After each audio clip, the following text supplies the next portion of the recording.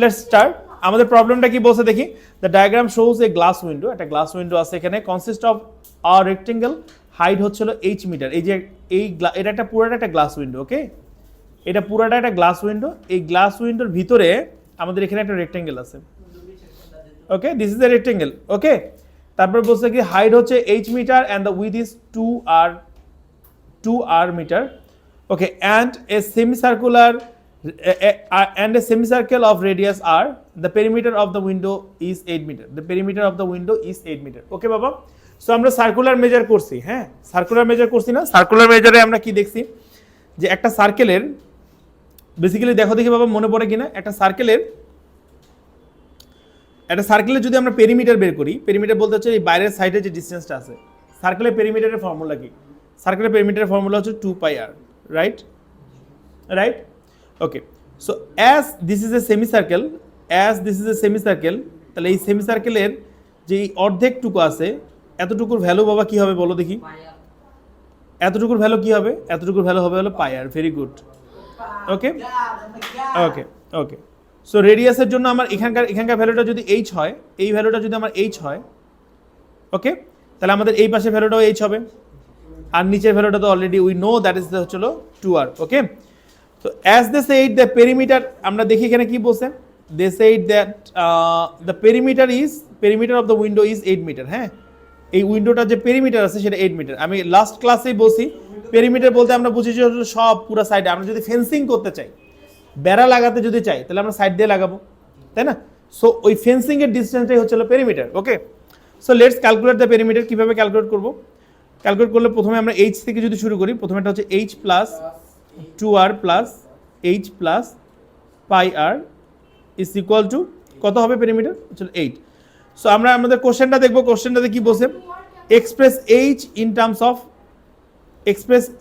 Terms of r, মানে h কে r দিয়ে describe করতে হবে। হ্যাঁ, h কে সাবজেক্ট করতে হবে। তো দেখো বাবা, এই যে এখান থেকে আসছে হলো আমার h, এই যে এখান থেকে আসছে 2r, এখান থেকে আসছে হলো h, এখান থেকে আসছে হলো πr ইকুয়াল টু 8। পেরিমিটার বলতে আমরা পুরো সাইডের ডিসটেন্সটাকে বুঝি। ক্লিয়ার না বাবা? ওকে, সো এখানে আমরা যদি ক্যালকুলেট করি, দেখো আমার কয়টা h আছে? h আর h মিলে আসছে হলো আমাদের কাছে 2h, ওকে। আর এগুলোকে যদি আমি এই পাশে নিয়ে যাই, তাহলে 8 মাইনাস 2r মাইনাস πr, ওকে ওকে বাবা, ক্লিয়ার হয়েছে? সো এখন আমরা h এর ভ্যালু বের করতে হবে যেহেতু বলছে, তাই আমরা h ইকুয়ালস টু যদি বের করতে চাই, তাহলে উপরে থাকবে হলো কি আমার 8 মাইনাস 2r মাইনাস হচ্ছে হলো πr ডিভাইডেড বাই 2। ক্লিয়ার বাবা? এতটুকু ক্লিয়ার হয়েছে? আচ্ছা, পরেরটাতে বলছে হলো show that the area of the window is a metre square. The area of the window is a metre square, okay. Area বলতে আমরা কি বুঝি বাবা? ভিতরের জায়গাটাকে বুঝি। এরিয়া বলতে আমরা ভিতরের জায়গাটাকে বুঝি, ওকে ওকে। এরিয়া বলতে আমরা ভিতরের জায়গাটাকে বুঝি। আচ্ছা, সো একটা সার্কেলের এরিয়া যদি চিন্তা করি, সার্কেলের এরিয়া কি বাবা? সার্কেলের এরিয়ার ফর্মুলা কি? সার্কেলের এরিয়ার ফর্মুলা কি বলো? πr square. Yes, 2πr square না বাবা, πr স্কয়ার, ওকে। তো সার্কেলের এরিয়াটা হচ্ছে πr স্কয়ার, ওকে। তাহলে আমরা খেয়াল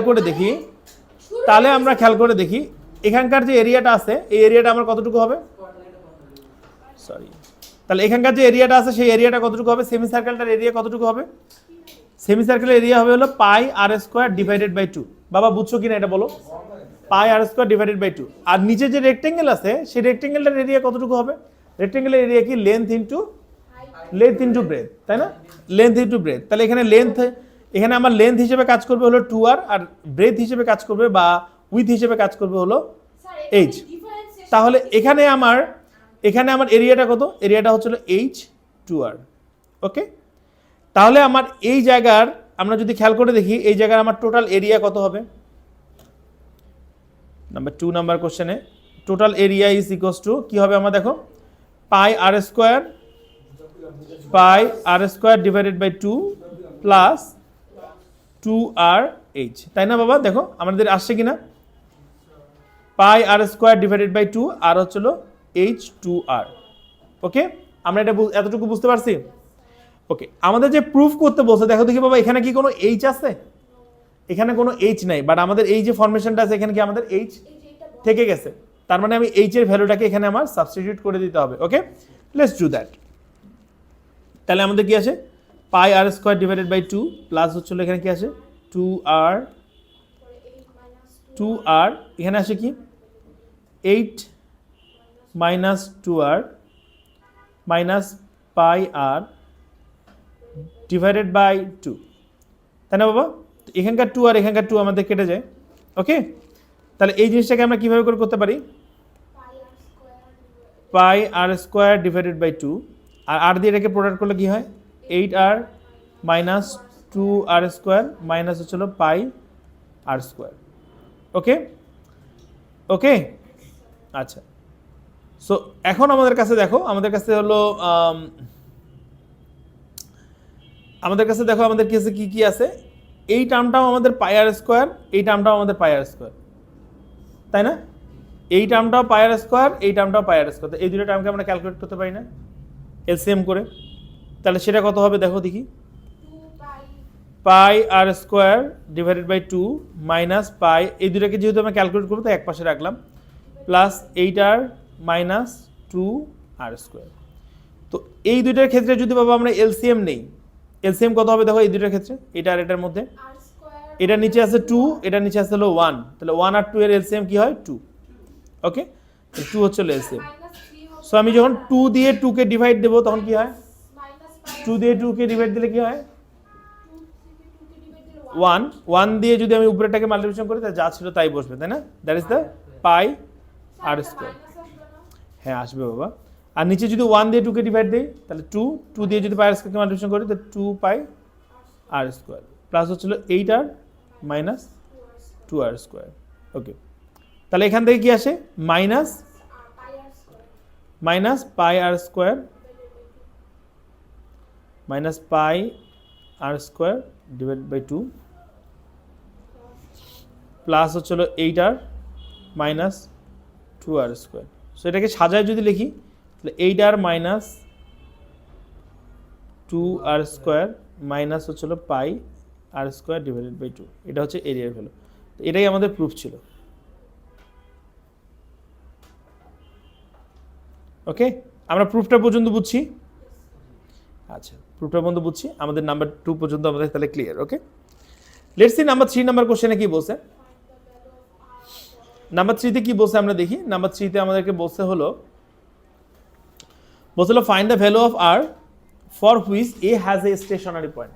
বাবা স্টেশনারি পয়েন্টের কনসেপ্ট আমি কি বলছি, স্টেশনারি পয়েন্ট কোথায়, গ্রেডিয়েন্ট 0। হ্যাঁ, গ্রেডিয়েন্ট মানে কি বাবা, dy বাই dx। যেহেতু এখানে ফাংশনটা ডেরিভেন কিসের, আমাদের ফাংশনটা a এবং r এর, তাহলে কোনটা 0 হবে এখানে, এখানে স্টেশনারি পয়েন্টের জন্য 0 হবে হলো dA by dr, dA by dr হবে হলো 0। ওকে, সো আমরা first of all find out করি dA বাই dr। আমাকে কে কে হেল্প করবে দেখো dA বাই dr বের করার জন্য। So dA divided by dr, Rahat কি হলো বাবা, ওকে এটাকে করলে কি হয় বাবা, 8r কে যদি আমরা ডিফারেন্সিয়েশন করি তাহলে কি হয় জাকিয়া বলো, 8r কে ডিফারেন্সিয়েশন করলে কি হয় 8 হয়। হ্যাঁ ভেরি গুড, তারপরে বলো জাকিয়া বলো 2 থাকবে, এখানে 2 আসবে সামনে, আর r এর উপরে পাওয়া যাবে হলো 2 মাইনাস 1। ওকে, তুষার বলো তুমি কি হবে, পরেরটা বলো। তুষার দেখো এখানে দেখো আমার কনস্ট্যান্ট কি কি, কনস্ট্যান্ট হচ্ছিল পাই ডিভাইডেড বাই 2, এটা পুরোটা কনস্ট্যান্ট না, তাহলে কনস্ট্যান্টটা সামনে থাকবে, সেটা হচ্ছে পাই ডিভাইডেড বাই 2। আর স্কোয়ারের উপরে পাওয়ার আছে হলো কত দেখো, পাওয়ার কত আছে 2, তাহলে 2টা সামনে চলে আসবে 2, আর এর উপরে কি হবে তাহলে 2 মাইনাস 1, আর আর কে আবার ডিফারেন্সিয়েশন করলে কত হয় 1। ওকে, আচ্ছা, তা আমরা কি জানি যে at stationary point dA by dr is equals to 0। তাহলে এটাকে এখন আমরা ক্যালকুলেট করি। ওকে, এটাকে আমরা ক্যালকুলেট করলে কি হয় দেখো 8 minus 4r minus pi by, এখানে দেখো এই 2 আর এই 2 কেটে যায় তাই না, হ্যাঁ পাই আর ইকুয়াল টু 0, রাইট? এতটুকু কি আমাদের এতটুকু কি আমরা বুঝছি? হ্যাঁ, তো হ্যাঁ আচ্ছা, ওই আরটাকে আমরা আবার ডিফারেন্সিয়েশন করি যে আমাদের বক্স রুলস অনুযায়ী, এখানেও করছি, লিখি নেই আর কি। ওকে, সো তারপরে আমরা দেখি তাহলে কিভাবে করে করবো। আমরা এখান থেকে আমরা যদি আর এর ভ্যালুগুলো বের করতে চাই তাহলে আমরা আর গুলোকে এক পাশে রেখে দেবো, 8টাকে এক পাশে রাখবো। 8 ইকুয়ালস টু হচ্ছিল 4r প্লাস হচ্ছিল পাই আর। ওকে, এই দুটো থেকে যদি আমি আর কমন নেই তাহলে কি থাকে, আর কমন নিলে থাকে হলো 4 plus pi.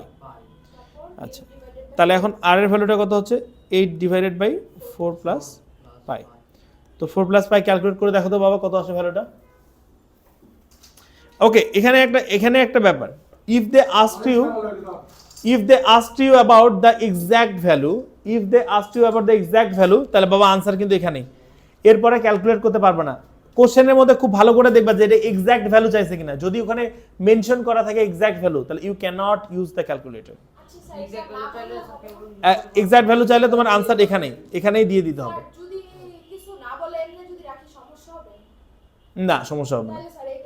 Okay okay let's see, এখন আমাদের নাম্বার আমরা স্টেশনারি ভ্যালুটা খুঁজে বের করছি। এখন বলছে হলো কি দেখো, ডিটারমাইন, এটা নেচার ডিটারমাইন করতে বলছে, determine it's maximum or minimum. তো নেচার ডিটারমাইন করা মানে কি, এটাকে টেস্ট করতে বলছে। সো টেস্ট করার জন্য আমরা কিভাবে করি বাবা, টেস্ট করার জন্য কি করতে হয় কে বলতে পারবা?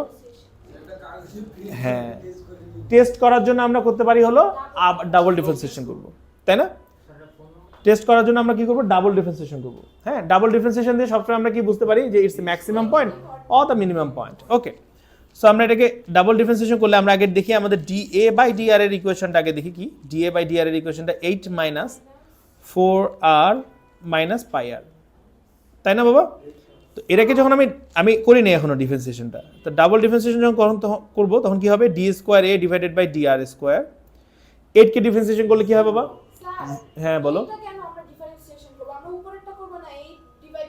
নো, দেখো বাবা, dA এর ভ্যালুর যেটা সেটাকে ডিফারেন্সিয়েশন করব। প্রথমে আমরা a কে ডিফারেন্সিয়েশন করে পাইছি হলো dA বাই dr টাকে ডিফারেন্সিয়েশন করে পারবো হলো এই dA বাই dr টাকে ডিফারেন্সিয়েশন করে পাবো d square a divided by dr square. সব সময় এটা বাবা dA টাকে ডিফারেন্সিয়েশন করব, নট দ্য সলিউশনটাকে। এটা তো সলিউশন, এটা তো r এর ভ্যালু, r কে তো ডিফারেন্সিয়েশন করতে বলে নাই, তোমাকে dA কে ডিফারেন্সিয়েশন করতে হবে। ওকে লেটস সি, তো 8 কে ডিফারেন্সিয়েশন করলে কি হয়, 8 কে ডিফারেন্সিয়েশন করলে হয় 0।